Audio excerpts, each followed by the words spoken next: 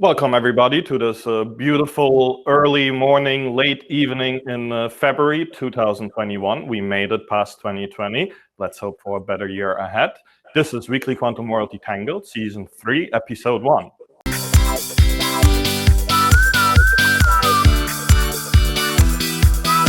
And I'm here with my friends Denise Ruffner from our sponsor INQ.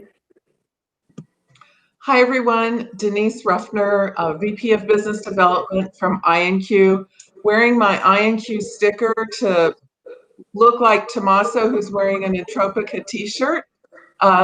Thank you everyone for joining us today. Tommaso. Hello everyone, hi, good evening from Singapore. Tommaso from Entropica Labs, and yes, indeed, our brand new t-shirts. Very happy to be here with you all and looking forward to the new season of the Quantum World Detangled. André? Tommaso and his growing Entropica team are moving to bigger and better offices soon, so we look forward to hearing more about that. But we have a special guest calling us from the UK, but really Argentina, and we'll find out more about that in a second as well. Rupesh, if you could please introduce yourself, your name, where you currently are, what you're up to, and what you do in the UK around quantum computing. So, hi everyone. My name is Rupesh Srivastava. I work for the UK Quantum Computing and Simulation Hub, which is a consortium of 17 universities led by Oxford University. And I work in the user engagement team. And as André said, I'm usually based in Oxford, but I'm speaking to you from Mendoza in Argentina. Which is known for their great red wine. I hope you get to enjoy a little bit of it. What brings you to Argentina?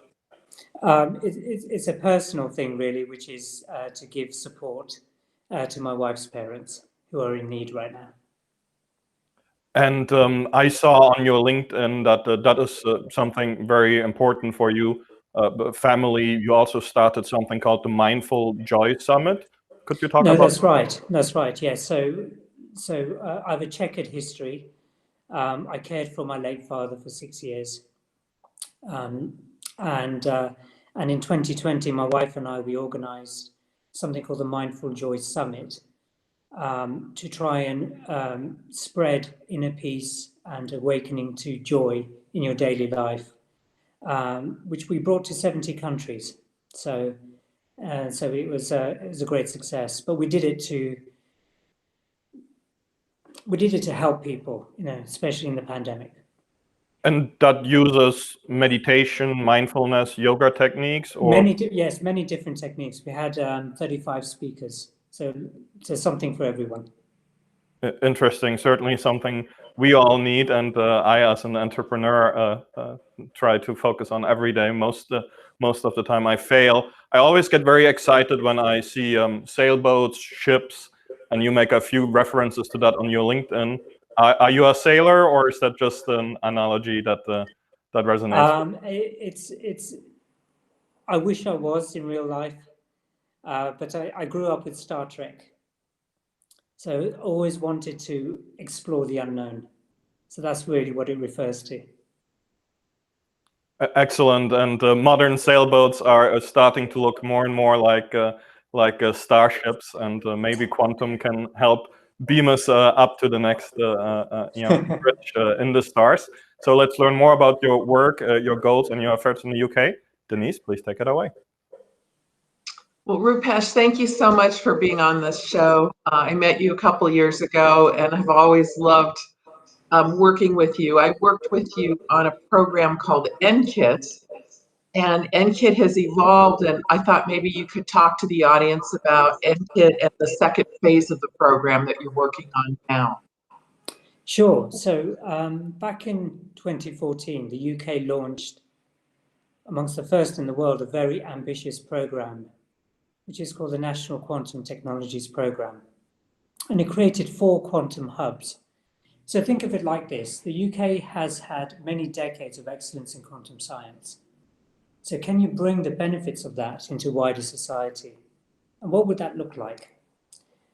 So the creation of 4 quantum hubs was meant to focus effort. An initial government investment of 270 million of which 120 million went into those 4 hubs around imaging, sensing and timing, communications, and computation. And there was a national competition and various university-led consortia, because the expertise are in the universities. But it's a partnership as well with organizations. So the national program itself is cohesive. It's quite comprehensive. But the most importantly, commercial from the get-go. So it's baked into the system. This is a technology mission, so acceleration of research towards technology and economic benefit. That has now grown into £1 billion investment. We're into a 10-year program. I think we're just over half, so we just started a new phase. And the new phase is called the Quantum Computing and Simulation Hub. So going from NKIT from 9 universities, around 30 partners, we're now 17 universities and around about the same level of industry partners, which are international as well. So it's very exciting. We're creating a thriving quantum ecosystem for UK prosperity, but also for humanity's prosperity. I love the program. I've always been a huge fan. One of the things that I think it was one of the earlier programs that started by the government, when you look at the world, I think the UK very much was leading in quantum. Can you comment on that? Yeah, we've had many. I always joke, and that there seems to be a revolving door in our office, and we've had visitors from governments from all over the world, and their feedback has been this was a bold move by the UK, and it took the world by surprise. And as we've seen over the years, there's various programs around the world now that have been, let's say, catching up. So the UK program has been copied and implemented in different ways around the world, and it's thrilling to see that. Well, I've always been impressed with the progress. I've always been impressed with your leadership.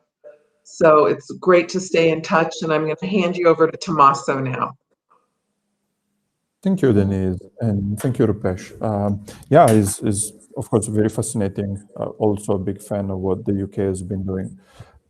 I do have a question that I think is quite relevant for the UK specifically, because in a way, you know, it's an island like Singapore, and especially after what happened with Brexit, there is a feeling that it might be a little bit disconnected from the European Union as a whole. But without getting into the political implications, the question for you would be, do you think that the UK should build and have their own quantum computers in the UK? Or do you think it's sufficient for a country to rely on external providers like AWS or Microsoft or whatever they could be to get access to the devices? What is your view on that? Tommaso, that's a really great question. It's something I hear quite a lot. What I'm passionate about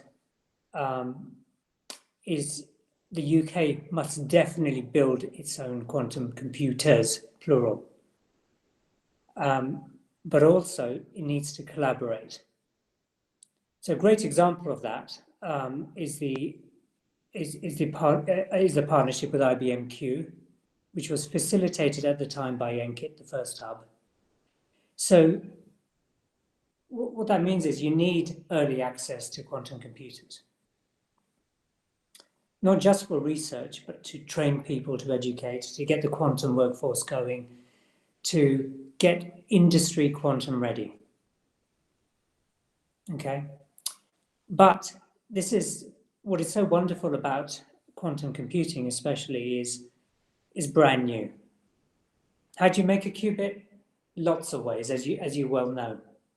Ion trap, superconducting, diamonds, you name it.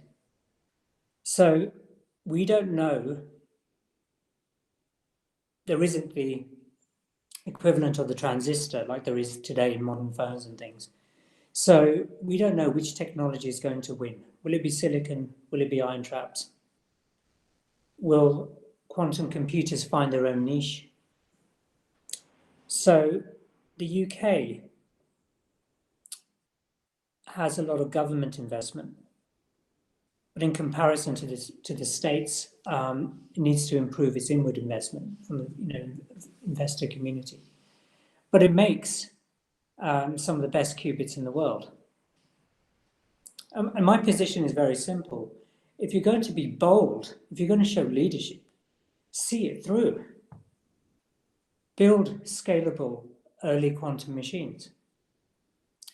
Have it, it's what I call sticky. You've got to ground it in the UK.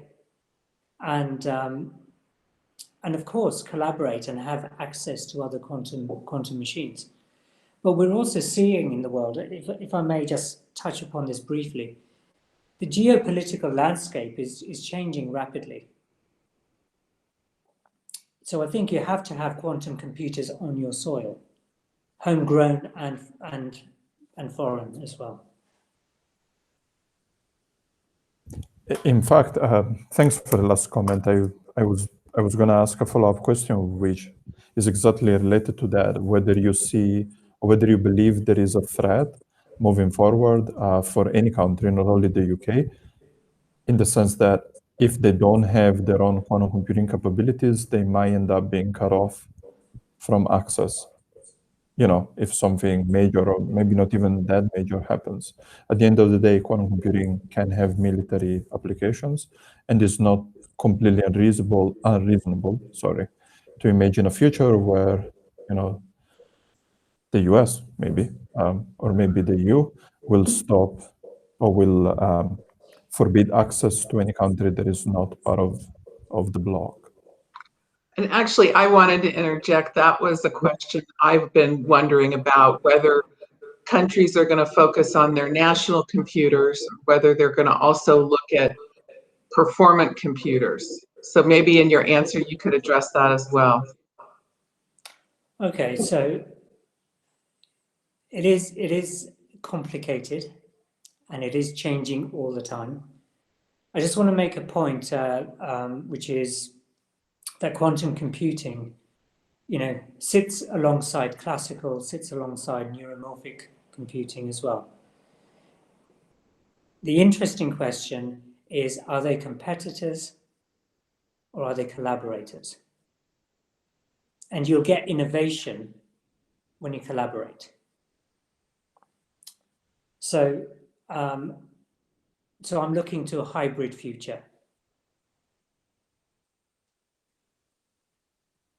And what you can imagine, let's imagine the impossible and make it possible. So the applications in that arena, who knows what will come up, but it's very exciting. But to answer your point, Tommaso, I think at the end of the day, it's a computer.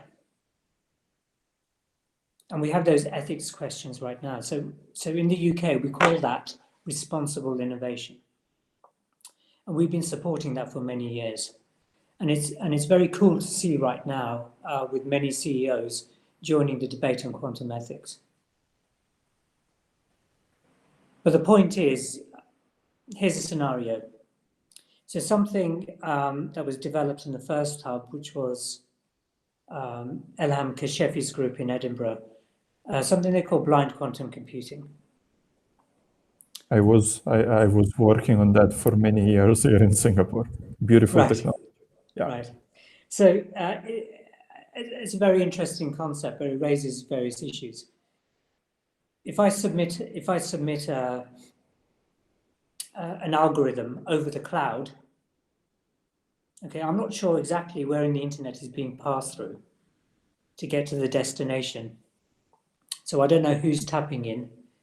I don't know whether the provider is going to take a look at that IP, have a copy of that IP. Who does it belong to? And I don't know if the computation I'm going to get back has been manipulated in some way either. So trust is a key for commerce. And this has got to be, obviously at the international level, government level, through various frameworks. Companies have to address this and make it transparent and super clear. But you're right, any access to any machine can be cut off if you don't have it on your soil. So what uses could quantum computers, well, first of all, I want to give you a positive approach. So back in 2016, I always start off with a vision. What are we trying to achieve together? So I imagine, if I use the analogy of an acorn, we're in the acorn era of quantum computing, as I see it, putting down roots and growing, and that's brilliant. But imagine the mighty oak era of quantum computers.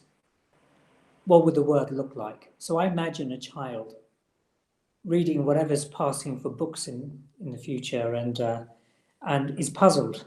So they're studying the history or sociology of the late 20th, early 21st century. And they're asking the teacher, what's cancer? What's Alzheimer's? What's diabetes? What do you mean they couldn't breathe clean air? And that plastics were everywhere in the food chain? What do you mean energy wasn't free? And where does that child live? That child lives in a quantum city with all kinds of quantum technologies monitoring the health of the city, the flow of everything. Medicine is personalized. You have satellites going over, drones, everything else, all connected with massive quantum networks. And where is that quantum city? Well, it's around the globe, cities around the world and off-world too. So it's an expansive vision of humanity. But you're right, it can be used for all kinds of nefarious applications. The poster child, and it's an old friend, but it's a headline that appears from time to time, which is quantum apocalypse. So the meltdown of the world. So of course, Shor's algorithm, breaking RSA codes, and it does terrify people because you don't know how far away it is. And for me, I thought it was a bit of a joke because it's about 10 years or so, I would say. But you have to work now to replace the algorithms and make them quantum safe, whatever that means. Until you get really powerful quantum computers, we don't really know what is safe and not against attacks. But I was surprised to see a leading insurance firm, an international one, where the person I was talking to could not sleep because they had insured for billions against these sorts of attacks. And suddenly quantum computing would see a meltdown of their business. And that brought it home to me that the articles that we see, the comments that are made, really do have a personal impact. So when I reassured him, I mean, this is the quantum computers we know about. There are quantum computers we may not know about, okay? But when I reassured him, it was a sigh of relief and he could actually sleep at night. It's important. I think we have to be very careful with how we present things to the world. So we have to behave responsibly. I agree with that, and thank you for the answer. I will quickly summarize the ideas I got from you before passing it to André for his beloved questionnaire. So what I'm hearing is that you're very excited and very positive about the ecosystem in the UK, which is fantastic. You're also very positive about the technology. I loved the this idea, this vision that you shared of a child in the future not knowing anything about the problems that we have to experience today.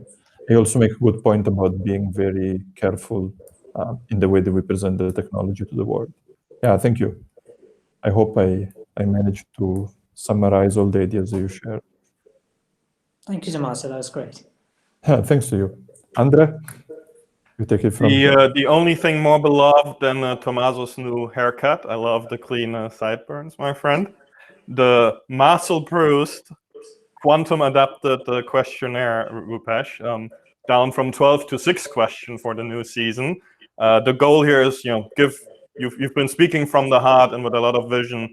So this is what we're looking for: rapid fire questions and rapid one-sentence, one-word answers as much as possible. But I'm sure we'll digress a little bit. So if you're ready, the weekly Quantum World muscle-bruised adapted questionnaire. Rupesh, who is your favorite scientist? Einstein. Your favorite entrepreneur? Richard Branson. What is Sorry. No, go ahead. It's because he's so positive, and he can make you believe the impossible can be possible. And that's my next question. What's the most desired quality in an entrepreneur? So this ability to get people to follow and believe? Spotting the opportunity and then getting people to follow and believe. The most desired quality in a scientist? Imagination. What do you enjoy most about working in quantum tech?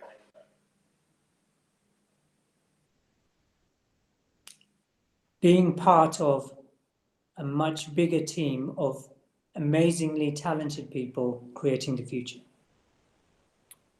What is your favorite existing or future quantum tech application? I think something close to my heart is healthcare, so curing diseases. Along those lines, what is your quantum dream? Quantum dream is to reiterate that vision, to make that vision real. The flip side, your quantum nightmare? The quantum nightmare is the destruction of humanity. Imagine that doesn't happen. We survive 2021 and we have the first universal, fully fault-tolerant quantum computer. Who would you give it to? The world. And I would give it to 5-year-olds. Very interesting. And we know of a few organizations that work at least with high schoolers on educating them on quantum. And hopefully we'll see even younger quantum fanatics and enthusiasts learn about these fascinating technologies. Rupesh, thank you so much to Mendoza. It is great to see so much vision and humanity coming out of there, and we look forward that following your progress, bringing that back to UK and the entire quantum tech ecosystem. This concludes Season 3, Episode 1 of the weekly Quantum World Detangled. Thank you again to our sponsors and co-moderators, Denise Ruffner from INQ, Tommaso De Marie with his new haircut for 2021, and Entropica Labs. And you are now detangled.